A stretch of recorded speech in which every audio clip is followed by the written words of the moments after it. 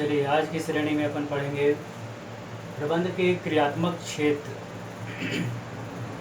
प्रबंध के क्रियात्मक क्षेत्र को कई भागों में बांटा गया है। क्रियात्मक का मतलब होता है कि प्रबंधक को अपने उत्पादन के क्षेत्र में कौन कौन से कार्य करने होते हैं, उसी को क्या बोलते हैं, क्रियात्मक क्षेत्र। तो प्रबंध जो है अपने हर क्रियात्मक क्षेत्र को स्वयं पूरा नहीं करता है। जितने भी क्रियात्मक क्षेत्र उसके अंतर्गत आते हैं उसमें हर एक जगह एक अधिकारी की नियुक्ति कर देता है और उस व्यक्ति को वहाँ का एक प्रबंधक बना देता है, और वह जो है सारी योजनाएं बनाने के बाद मुख्य प्रबंधक को बताता है और उसके हिसाब से फिर मुख्य प्रबंधक आगे की ओर कार्य करता है। तो इस क्रियात्मक क्षेत्र में अपन देखते हैं सबसे पहले होता है वित्तीय प्रबंधक। एक प्रबंधक की स्थापना कर दी है मुख्य प्रबंधक ने कि तुमको जो है यहाँ पर वस्तु का निर्माण करने के संबंध में वित्त की व्यवस्था करना है, उसके बारे में योजना बनाना है। तो ये वित्तीय प्रबंधक का काम होता है। प्रबंधक के द्वारा कहे अनुसार वह योजना बनाता है कितनी मात्रा में हमको वस्तु का निर्माण करना है और वस्तु का निर्माण करने के लिए कितने बजट की आवश्यकता होगी और जितने बजट की आवश्यकता होगी उसकी पूर्ति हमें कहाँ से होगी। तो इसके लिए किस बैंक से हमको ऋण लेना है या कहाँ पे हमको अंशों का निर्गमन करके पैसा प्राप्त करना है। इस प्रकार से सारी वित्त की व्यवस्था करने का काम जो व्यक्ति करता है और जिसके जिम्मे में सौंप देता है मुख्य प्रबंधक, उस व्यक्ति को बोलते हैं अपन वित्तीय प्रबंधक। तो वित्तीय प्रबंधक का काम क्या होता है, सारे बजट को तैयार करना और बजट तैयार करने के बाद उस पैसे की व्यवस्था करना। उस पैसे की व्यवस्था करने के लिए यहाँ पर उसे पूर्ण स्वतंत्र छोड़ दिया गया है कि तुम कंपनी के नाम से बैंक से भी ऋण ले सकते हो, ज़रूरत पड़ने पर अपने कंपनी के अंशों का भी विक्रय कर सकते हैं हम, और इस प्रकार से पैसे की व्यवस्था कर सकते हैं। तो वित्तीय प्रबंधक का मुख्य कार्य होता है वित्त की व्यवस्था करना, बजट लगाने का अनुमान लगाने के बाद, और उसके बाद आगे की कार्रवाई माल का क्रय विक्रय किया जाता है। तो वित्तीय प्रबंधक यानी वह प्रबंधक जो वित्त की व्यवस्था करता है, उसकी व्यवस्था करने वाले व्यक्ति को ही क्या बोलते हैं अपन, वित्त प्रबंधक। उत्पादन से पहले एक अनुमान लगाना, बजट का निर्माण करना, और बजट का निर्माण करने के बाद उस वित्त की व्यवस्था करने का काम जो व्यक्ति करता है उसी को क्या बोलते हैं अपन, वित्तीय प्रबंधक। बिना वित्त के कोई भी कार्य संभव नहीं होता है। दूसरा होता है इसी में उत्पादन प्रबंधक। एक व्यक्ति को जो है वहाँ के उत्पादन के क्षेत्र में नियुक्त किया है मुख्य प्रबंधक ने, तो उस व्यक्ति का कार्य सौंपा गया है कि तुमको वस्तु बनने के बाद देखना है कि उसकी क्वालिटी ठीक है कि नहीं, निश्चित समय पर वस्तु बनकर तैयार हुआ है कि नहीं, और क्वालिटी देखने के बाद, समय देखने के बाद ये भी देखना है कि जो वस्तु बनाई गई है उसकी लागत कैसी आ रही है, कम या अधिक, अधिक तो नहीं आ रही है, कर्मचारी सामग्री का नुकसान तो नहीं कर रहा है। ये सारी चीज़ें देखने का काम कौन करता है, उत्पादन प्रबंधक। उत्पादन प्रबंधक का काम वस्तु का उत्पादन करवाना, उत्पादन होने के बाद देखना कि वस्तु में क्वालिटी है कि नहीं। अगर मान लो क्वालिटी नहीं है तो उस वस्तु को रद्द करवा देना, फिर से नई वस्तु का निर्माण करना ताकि अच्छी वस्तु मार्केट में पहुंच सके। उत्पादन प्रबंधक वस्तु का निर्माण करवाएगा, उसकी किस्म देखेगा, क्वालिटी देखेगा, अच्छी क्वालिटी होने पर ही उसे रखेगा, अन्यथा उसे रिजेक्ट करवा देगा। समय पर कर्मचारी ने वस्तु का निर्माण किया कि नहीं, मांग के अनुरूप वस्तु बन रहा है कि नहीं, ये सब देखने के काम जो व्यक्ति करता है उस व्यक्ति को बोलते हैं पर उत्पादन प्रबंधक। तीसरा होता है इसी में सेवी वर्गीय प्रबंधक। सेवी वर्गीय प्रबंधक का काम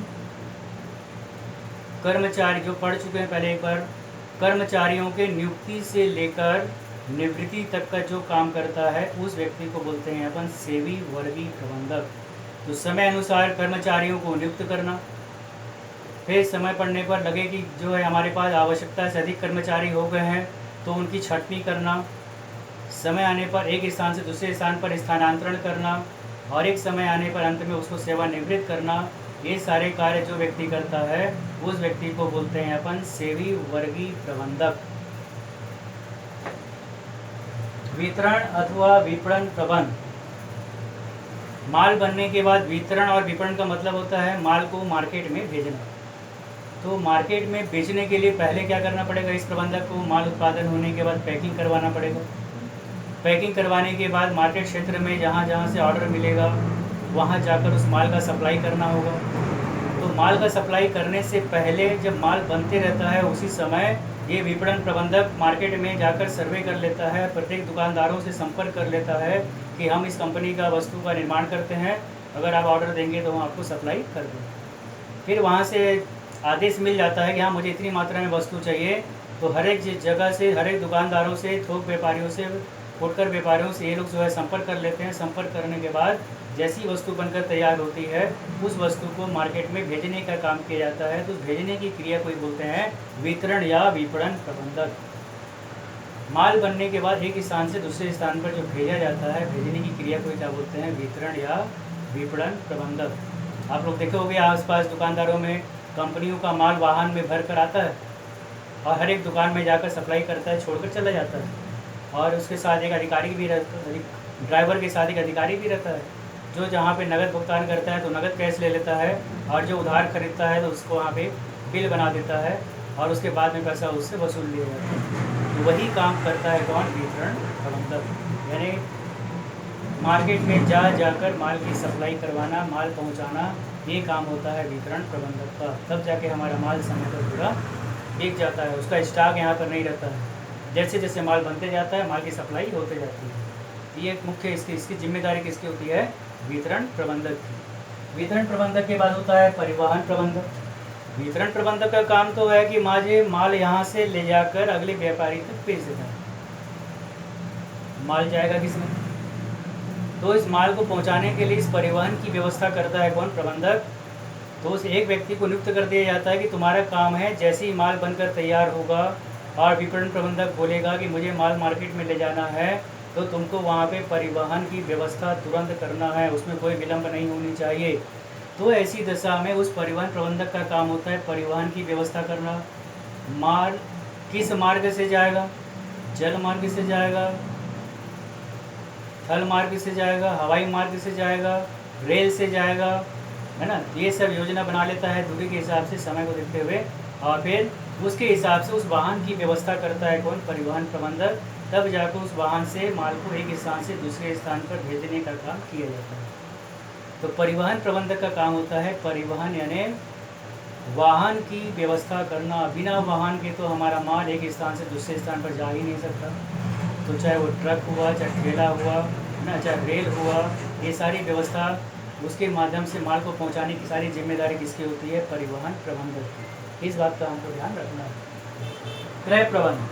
क्रय प्रबंध का मतलब होता है वस्तु का निर्माण करने से पहले कच्ची सामग्री की आवश्यकता होती है। कोई भी वस्तु अगर हम बनाना चाहेंगे तो उसके लिए किसकी आवश्यकता होती है, कच्ची सामग्री की। एक कच्ची सामग्री की व्यवस्था के लिए अलग से एक व्यक्ति की नियुक्ति की जाती है, उसको बोलते हैं क्रय प्रबंध। अब यहाँ पे हमको कच्ची सामग्री, उदाहरण के लिए मान लो कि हमको जो है यहाँ पर शक्कर का निर्माण करना है। अब शक्कर बनाने के लिए गन्ने की आवश्यकता होगी। कच्ची सामग्री हो गया हमारे पास गन्ना, गन्ना रहेगा तब जाकर हमारे लिए शक्कर यहाँ पे बनेगी कंपनी में। तो गन्ना जो उत्पादन कर रहे हैं उसके पास अधिकारी जाते हैं, संपर्क करते हैं, और फिर कई व्यक्तियों से संपर्क करने के बाद जहाँ से हमको कम मूल्य में और अच्छी क्वालिटी का माल मिल जाता है वहीं से क्या करते हैं, खरीद लेते हैं। और ख़रीदने के बाद उस गन्ने का उपयोग किया जाता है, उसके माध्यम से शक्कर बनाकर मार्केट में बेचा जाता है। तो उसी प्रकार से वस्तु बनाने के लिए कच्ची सामग्री की आवश्यकता होती है, और जितने भी कच्ची सामग्री के सप्लायर होते हैं, मतलब बेचने वाले होते हैं, उससे एक टेंडर मंगाया जाता है, जिसको निविदा भी बोलते हैं अपन। टेंडर मंगवाने के बाद सभी व्यक्ति वहाँ पे टेंडर देते हैं, जिसमें जो है वस्तु का विक्रय मूल्य लिखा रहता है कि मैं इतने में मूल्य में आपको माल दे दूंगा, तो मैं इतने में आपको ये माल दे दूंगा, ऐसा लिखा रहेगा। और उसके बाद उसकी क्वालिटी भी लिखी रहेगी। प्रबंधक उस टेंडर को खोलेगा, देखेगा, जहाँ से कम मूल्य में माल और अच्छे किस्म का माल हमको मिलने का उम्मीद रहेगा, वहीं से फिर उसको आदेश दे दिया जाएगा और वहाँ से हमको माल की प्राप्ति हो जाती है। तो ये जो है क्रय प्रबंध का काम होता है, विभिन्न कच्ची सामग्री के सप्लायरों से टेंडर मंगवाना और उसको जांच करना, देखने के बाद जहाँ से उचित लगता है उस व्यक्ति को आदेश देना, और फिर हमको आदेश देने के बाद वहाँ से माल की प्राप्ति हो जाती है। ये देखने का काम भी कौन करता है, क्रय प्रबंध। अनुरक्षण या देखभाल। माल जहाँ पे निर्माण किया जाता है मशीन के माध्यम से, तो कर्मचारी तो आता है, समय पर अपना काम करके चला जाता है। अगर मान लो उस मशीन की देखभाल करने वाला कोई नहीं होगा, तो एक दिन मशीन काम करेगी, दूसरे दिन मशीन काम करेगी, और तीसरे दिन जब कर्मचारी काम करने के लिए आएगा तो मालूम चला कि मशीन जाम हो गई है या मशीन का कोई पुर्जा खराब हो गया है, तो उस दिन मशीन बंद रहेगी, तो किसी प्रकार से भी वस्तु बनकर तैयार नहीं होगी। तो इसके लिए अलग से एक प्रबंधक की नियुक्ति की जाती है, जिसका नाम होता है अनुरक्षण या देखभाल। कर्मचारियों डेली का काम होता है। कर्मचारियों के जाने के बाद ये अनुरक्षण या प्रबंधक का काम होता है कि अपने कर्मचारियों के माध्यम से उस मशीन की जांच करवाना कि मशीन में कोई खराबी तो नहीं है, मशीन की साफ़ सफाई करवा देना, तेल पानी की व्यवस्था कर देना, ताकि अगले दिन जैसे ही हमारा कर्मचारी आएगा अपने काम में लग जाएगा, मशीन बनाने की ज़रूरत ना हो। तो इस प्रकार से डेली मशीन की साफ़ सफाई होती रहेगी, देखभाल होता रहेगा, तो काम रुकेगा नहीं और काम अपनी गति से चलता रहेगा।